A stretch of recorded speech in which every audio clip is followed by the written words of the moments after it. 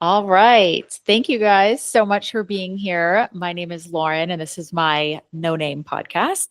Today we have Mario Lamarre, and he is a dynamic host of the Five Questions podcast, a speaker, real estate investor, expert brand strategist, and professional networker.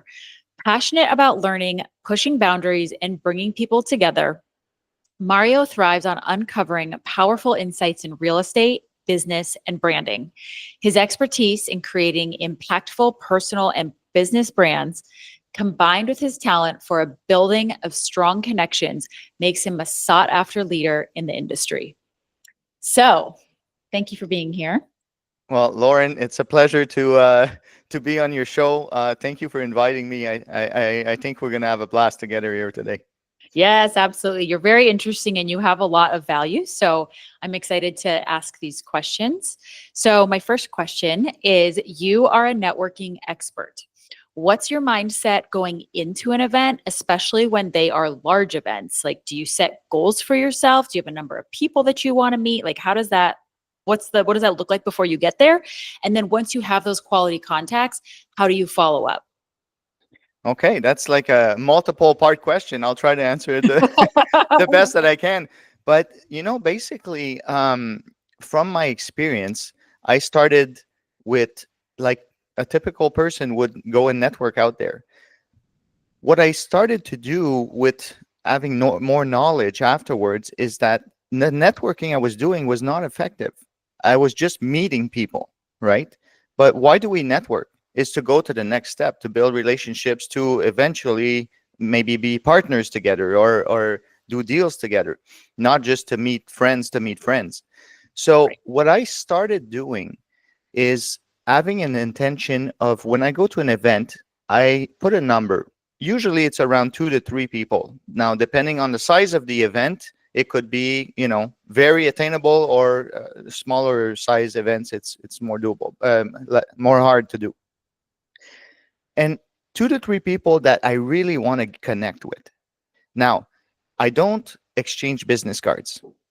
When I approach someone, casual conversations, you'll introduce your name, what you do, the typical thing. And then I right away see, oh, this person could be a good fit according to what they're doing, right? I try to listen to what they are doing in their life, in their professional career, if whatever their job is, or the industry they're in. And then I start maybe thinking, well, this person could be a good fit for this project that I have, or this event that I have. And then I explain what I do, and that we see the chemistry build up between two people. If they get excited in the first few seconds of talking to each other, you'll know that it's going to go further. And if there's that awkward, discussion, short discussion, and it feels forced, then you know that, okay, well, it was nice to meet you, and then we just move on to someone else, right? um, and as I said, I don't exchange business cards. If I do take phone numbers, it's going to be digital on my phone, which you can't see because of my beautiful fake background, Yeah. which I'll talk about that later. But um, really, I want to open the door. I don't care about their business cards. It's going to end up on in the bottom of my drawer, and it's not going to do nothing. Uh, I try to save also paper. We go the new way, digital. I use the app Blink. They have the free version. You can pay, or I don't pay. I just use the free version. You can make yourself a very nice business card, and a professional looking one. And then I open the door. Say, you know what? Let's continue this conversation. And if I can fix an appointment, I do. If not, I'll follow up within 24 to 48 hours after the event is done, either through if we added ourselves on Facebook, or an email, or whatever contact that I got through, is digital card. I'll follow up within a few days, because the longer you wait, the colder the lead gets. And I call it a lead. For now, it's just a lead.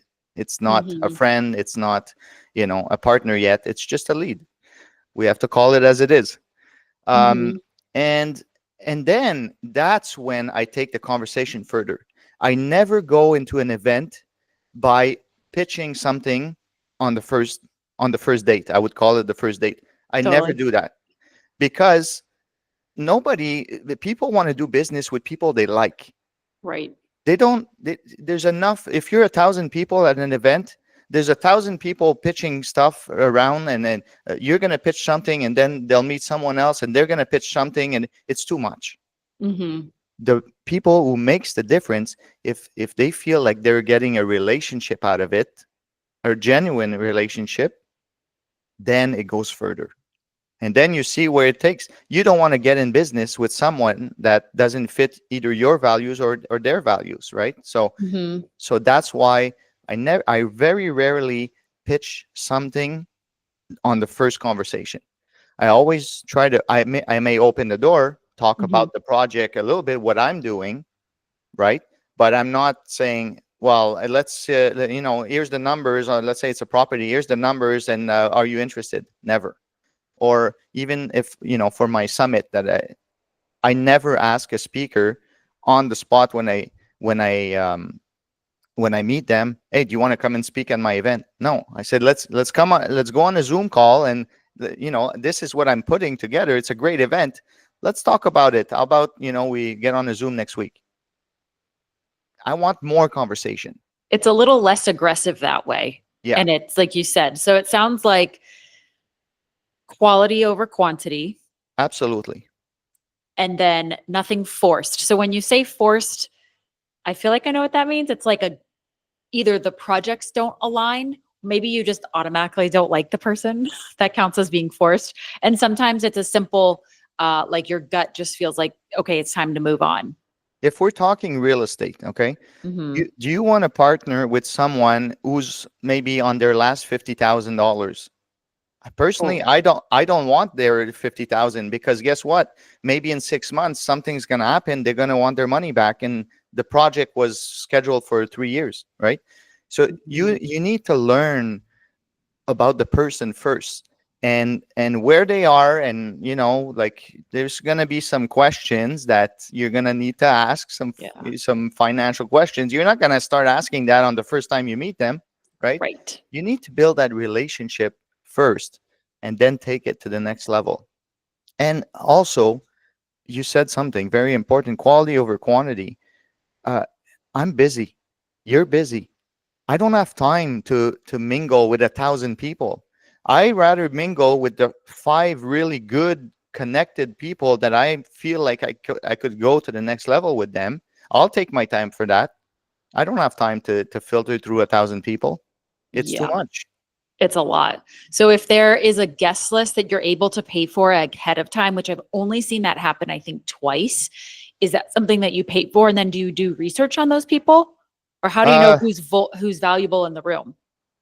well, it's through the conversations I first have. Like, Okay. this, little, again, I try to learn what they're doing, right? I talk about what I'm doing at the moment within the Okay. next few months, and from there, we'll see if in my head that this is all goes on in my head. I'm saying, oh, this person could be good.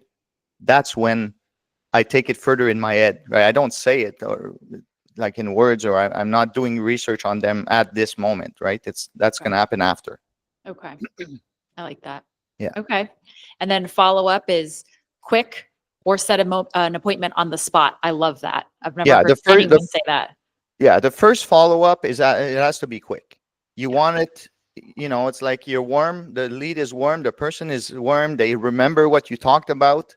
Don't wait weeks, because I guarantee you many things will have happened in their life, and they might not remember everything that you talked about, right? So you want to put all your chances on your side to take it to where if you want that relationship to where it could go. So it's a next day priority is what I'm hearing. Yeah. Well, 24 to 48 hours. And it doesn't have to be a big follow up and, a Zoom. If they can't do the Zoom, at least just send a little message saying, hey, I really enjoyed our conversation. And, maybe put one thing that you talked about this. I Mm-hmm. really enjoyed our conversation about this. How about we follow up Wednesday or Thursday, right? If they can't fix an appointment that you don't have fixed, let's say at that moment when you're at the event, they couldn't tell you when they could meet. Well, do it in your follow up message. That's a great idea. Again, less aggressive, less pressure, and allows them to kind of warm up to you or the idea, or Yeah. allows their schedule to breathe a little bit. I like that. And you always want to be genuine. Like people will know. People are not stupid. They will know if you're trying to force something. It has to be genuine. Learn about them. Like this is we're dealing with people. So Mhm. don't be fake. Be yourself, uh, and just do it casually. It has to be natural. It's the same thing when you meet a girl or a guy and you try to go take them on a date. You're not running after them when you see them on the street and say, "Hey, you want to go for dinner or a glass of wine?" They'll be like, "Who are you? You like a weirdo or what?" Yeah. Same thing. You just ease into it, but ease into it with intention and with a plan. Yeah. So genuine curiosity and listening. I feel like that's always the Yeah, biggest one, is listening to what you say to the full extent and then responding. It yeah, just it helps you understand, it helps the person who's speaking feel heard, acknowledged, accepted, and then it's a thoughtful answer. It's not like you're trying to steamroll over the other person to simply get your side of the, I don't know, your story out or something. So, okay. Those yeah. are all great tidbits. So, second question. As a real estate investor, how did you know which sector you wanted to invest in? Because this is like, where do I start if somebody has no idea what they want to do or what they like to do? So, how'd you get started? Well, listen, how I got started. I'll tell you a little bit after, but the first thing I would say to anybody who wants to get started in real estate, before you even look at investing, educate yourself. Mm. This is a key factor that I didn't really do properly at first and led me to lose money right away into real estate. Um, get educated, get surrounded with people that are already investing so you can learn from them, or they can support you or teach you. The ideal thing that you want to do, the ideal thing that you want to do, if you really want to go and take that as like a career, get a mentor. Get a Okay. mentor that will really follow you, hold your hand, answer some questions. He's not going to obviously take your decisions for you, but at least you'll have someone, a second pair of eyes, who you trust, right?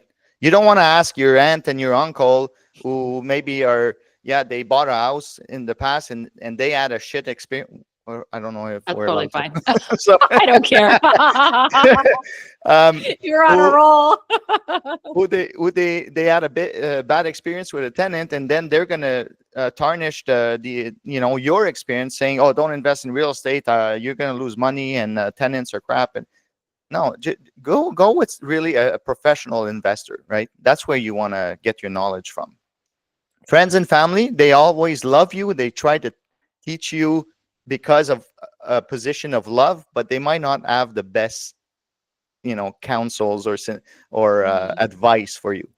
So education first, and Okay. then really study, do your due diligence, and that includes many many different things. First of all, where are you going to buy? A lot of people, they want to buy on the next street over or in the same city as them, because if there's a problem, they want to be able to go and manage it themselves. Well, there's the first mistake. The further the property is from you, the better it will be. Because guess what? If something happens, you're not going to run to go and fix it yourself. You're going to call your property manager.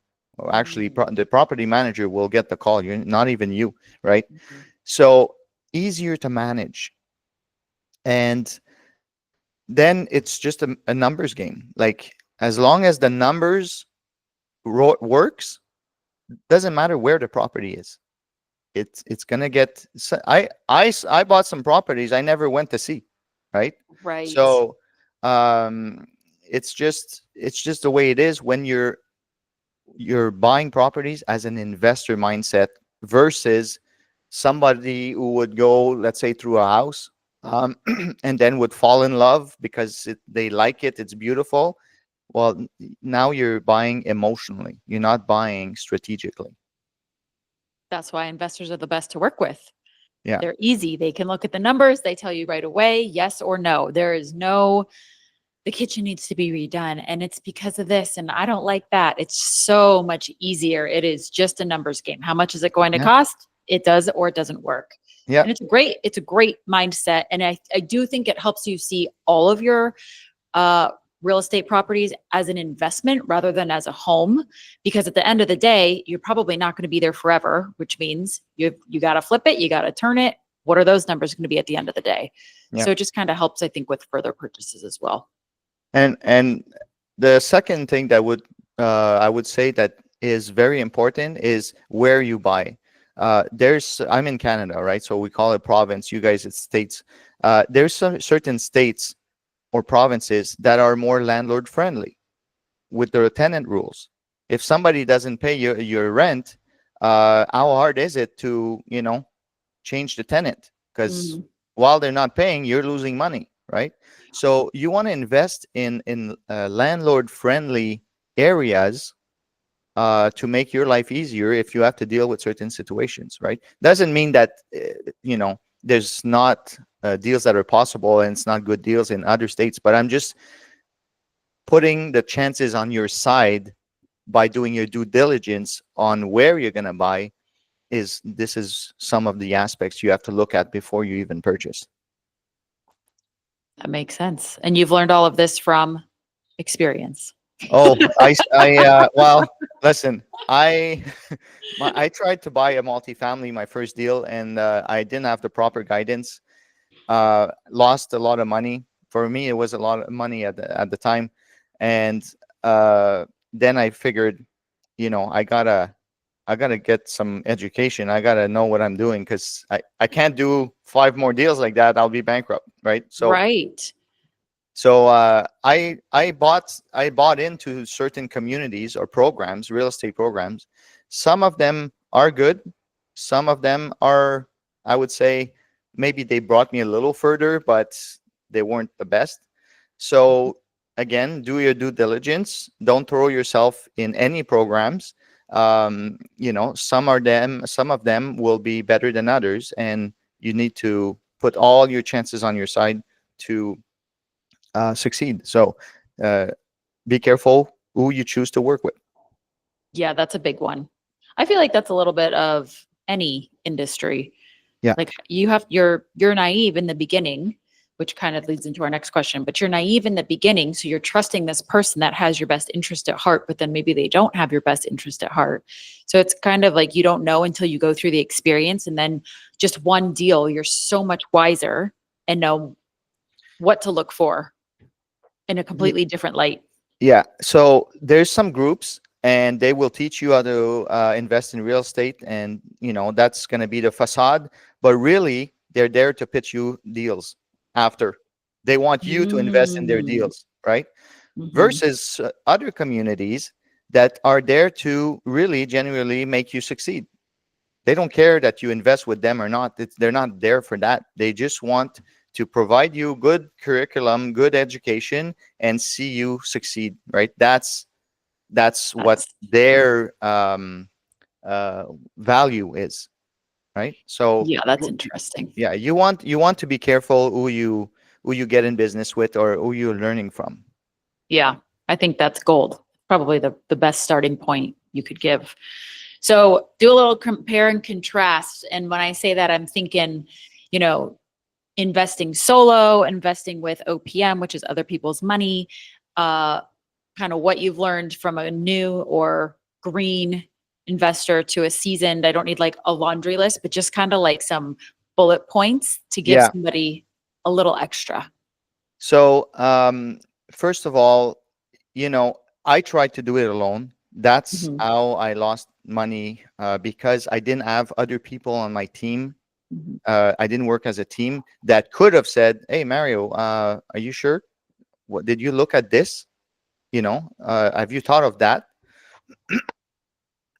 um, when you're alone, that you're only basing yourself on what you know.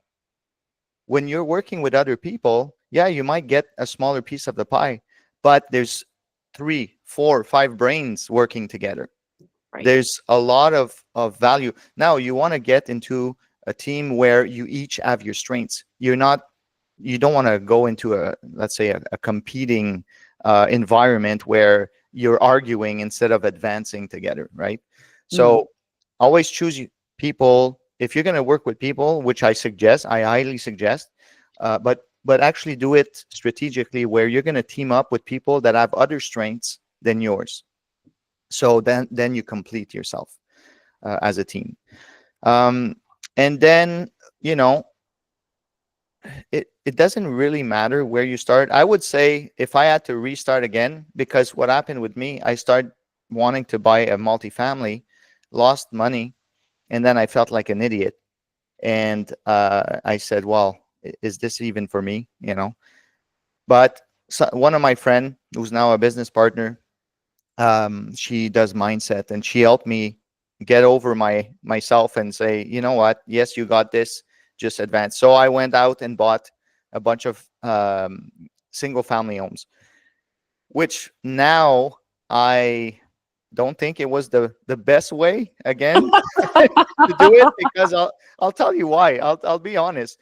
A single family home, you get one tenant and one income, right? So if anything breaks, you got to pay the taxes, the insurance, let's say something breaks, you got to pay the repairs and the property management and this and that.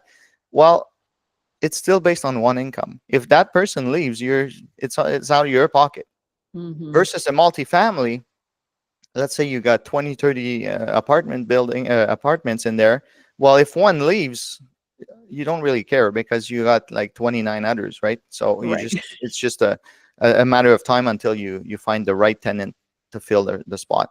So that's just where I kind of, did my second mistake, if you will. It's not really a mistake, but now that I know what I know, Mhm. I wish I would have continued towards multifamily. Now, my situation is I slowed down on acquisition from the last year and a half, because I've been busy on with other projects. We'll talk about after, but um, so now I team up with people, and they run the projects, and I do my things, on the other end. So it sounds like you've become like a silent investor. Silent investor, or I'll bring certain parts. A lot of people know me. I do a lot of networking, so I'll team up and I'll say, well, let me bring some maybe money partners in. I'll attract the investors, and you guys manage the deal. Okay, so you found your strength, Yeah, and you yeah, need this other people to supply or finish out the job with whatever it is that they can do. yeah. That's pretty cool. It's So very it's very important. Sorry, I didn't want to cut you, but it's very important to actually know, and it's okay to take a step back sometimes and reanalyze what you're doing, and really channel where your strengths are, because you'll be the best at it, and let other people do what they're best at, Mhm. and then team up with them. Yeah, that sounds like quite a journey, starting solo and then ending up as a silent investor. Yeah, well, Wasn't what I was expecting, to be honest. and this comes, it's not, you don't wake up one day and you think of that, right? It's through discussions. I have mentors now. I've spent probably, and this is about probably $80,000 on programs, and investing in myself, and going to masterminds, and really developing my person and the way I think. The way I think now and the way I taught 4 years ago is totally different. Oh, that's so Right? cool. And that's what's going to see the biggest change. Absolutely. But you got to be willing to do that. A lot Right. of people only see the dollar sign on they only see a price tag. Oh no, Hmm. it's too expensive. I'm not going to spend 10 grand on a program. Yeah, but Right. what if that program changes your life? What Or the if that people in it. program or the people, like what Hmm. if that 10 grand brings you, 500,000? You're not going to spend 10 grand to get 500? Come Right. on. Everybody would do it. Yeah. But you don't know until you go through it. Yeah. Okay. So you've created this really cool conference called REI Summit at Sea. Yes. And my question, which is a little out of the blue, what is something that you are most proud of that people wouldn't know if they attended the event? Because a lot goes into that. So I'm curious, what are you most proud of? What I'm most proud of, this is a new event. It's only our second year. It took us a year and a half to put it together before that, but Hmm. it's only our second event and second year. And what I'm most proud of is the reception of the people that attended the first one, and the way they talk about the event. Um, I'll tell you this: we were 60 people on the first one, which is might not look big, but to get 60 people on a cruise together to attend a summit, I think it's pretty good. That's really good. And out of the 60, 40 re-signed for the next year, right then and there on the Oh, spot at wow. the end of the week. So that means we did something right. Yeah. Now, after that, everybody went back home. Months went by. Now we're June now. We're almost sold out for our second year. We have, I think, about 10 or 12 cabins left, and we're gonna be over 100, probably close to 120 people attending the second year. Oh, double. Yeah. Easy double. Dude, So congratulations. That's yeah. huge. So you're proud of So how fast it's growing? I'm proud of how fast it's growing and how everybody is talking about the quality of the event. We're Ugh, not just booking a cruise and we're shooting the shit on all the day. yeah, all day, and it's just like a fun group being together. No, it's very structured. We have speakers. That's another thing that I'm really proud of. We have top industry speakers coming to speak at the events, and for them to believe in me and in the product and in the event itself, that I'm proud as well, very proud, because I Yes. put a lot of efforts to putting this together, so That's so impressive. yeah. That is so impressive. Congratulations. My other question about that was what were your biggest fears and why were you so confident that it would be successful? This is like during that year and a half of putting it all together. Like what kept you going? Well, okay, biggest fear is anybody going to sign up for this, right? Okay. So uh Easy. Should have known. like is this going to even work? Like I like it, but it's my idea, right? So Yeah. I think it was a great idea. But I didn't even know if the speakers would even come. Like it's a long time. Like we're not doing a 3-day event. We're doing 7 and 8 day cruises, and there's a reason for that. But to pull speakers for that amount of time, Yeah. and we're talking about people that have multi-million-dollar businesses, right, and portfolios, for them to take 7 or 8 days out of their schedule to be there, that's a lot for them, Mhm. right? So um, it needed to be a really good product for all of these things to come together. And I forgot the second part of your question. Why were you That's okay. Why were you so confident that it would be successful? Well, I could see. Okay, that's yeah. Now I remember. I could see the outcome. So when we go back to your first question, when I do networking at events, Mhm. why did I put this event, the Summit at Sea, together in the first place? It's because the typical person who goes in networking, first of all, a lot of people think they're networking right when they're not. Mhm. They're just transaction. They're doing business card transactions. I call it. There's not really relationships that comes out of it. Right. But when you spend 7, 8 days with the same people, same mentality, you're there for the same reason, and then you're sharing breakfast, you're sharing dinners, you're sharing, activities. It's not a business setting, it's a relaxed setting, right? Well, yeah, we're still learning, but we're at also having a good time. We have networking activities that are organized on purpose for people to network together, right? All of these things, well, I could see the vision and I could see the outcome of exactly the people attending coming out of it at the other end, totally different. I'll give you an example. The last one, we were 60. Three people, and that's from people that I know. Maybe other stuff happened in the background I don't even know. But three people partnered together on a deal. After that, they already knew each other from before, but they didn't know themselves like in a deep level. They just knew like casual. Well, on the ship, they really bonded and they became business partners on a deal. Another person, because last year we did stops in Mexico, uh, and there was some speakers organizing tours to go visit properties in Mexico. And well, one person bought a property in Wow. Mexico. A lot is happening when you spend a lot of time together, much more than if you just spend a weekend, take a business card, and then you have to follow up and follow up and follow up and build the relationship. It's going to take you probably a year to achieve what we can do in a week. Yeah. Yeah. It's a compound effect of seeing them multiple times throughout the day for 7 to 8 days and Yeah.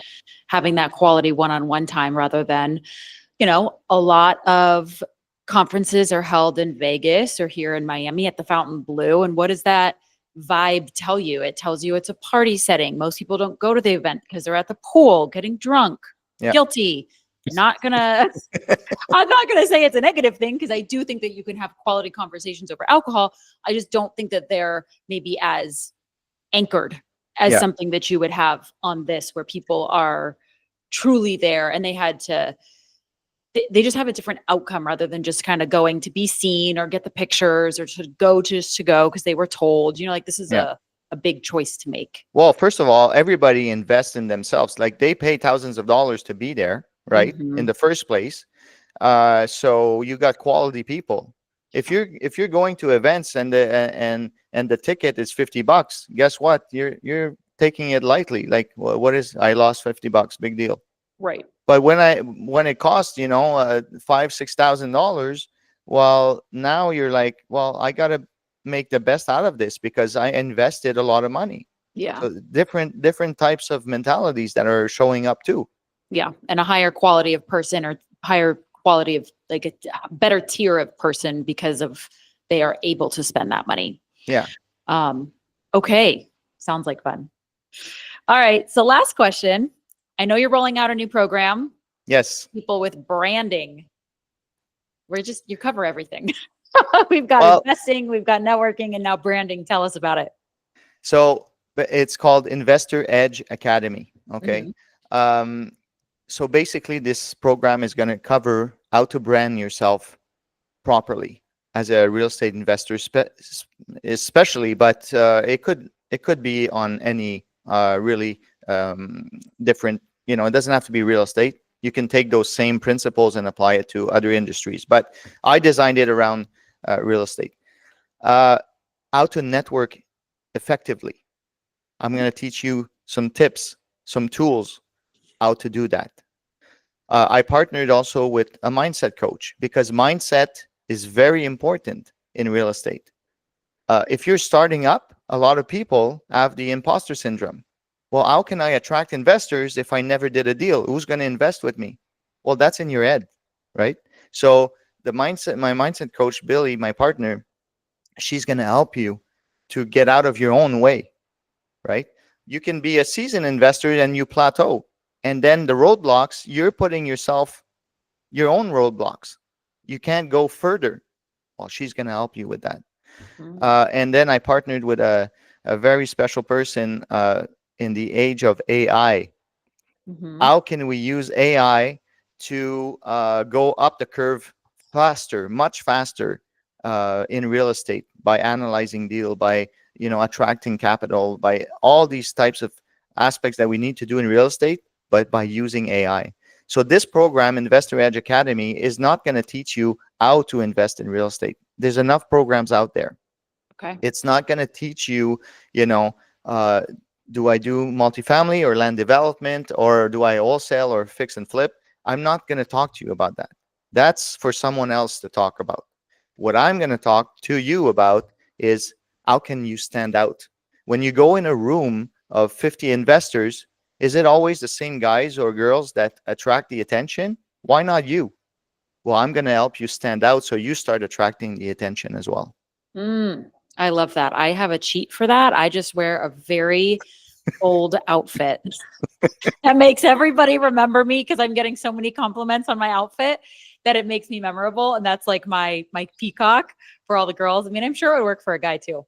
Well, you know what? That's one of the tricks, right? That you need to stand out. Now, it could be many different ways. I know of a guy, we call him Taco, and he shows up at all real estate events with a hat that looks like a shape of a taco. Like but he's known for that. That's his trademark, That's his right? thing. And it works. And he's And it memorable. works. And He's we're talking memorable. about him. Exactly. So this could be one of the things. Now, it's not the only thing. You don't just want to show up with a be memorable for the way you dress, but this is one of the thing. It helps Right. you stand Yeah. out. Yeah. Yeah, absolutely. Oh my gosh. Well, all of the links for all of your programs in the Summit at Sea, everything's going to be in the description box below so that you can click on it, go check it out, see if you're interested, see if it aligns, and I'll have all of your handles. Mario, you are a wealth of information, so thank you for being here and answering all my questions that I had. I just want to say something for the Summit at Sea, to just because I'm from Canada. Mhm. The website that you're going to put there, the prices that people see on there, they're Canadian prices. So for all of you in the US, you're getting a deal. It's just a little cheaper. I love that. Great. We love it. Who doesn't want to save a buck, right? So thank you for being here. I appreciate it. Thank you so much for having me, Lauren. Yes. And thank you for watching.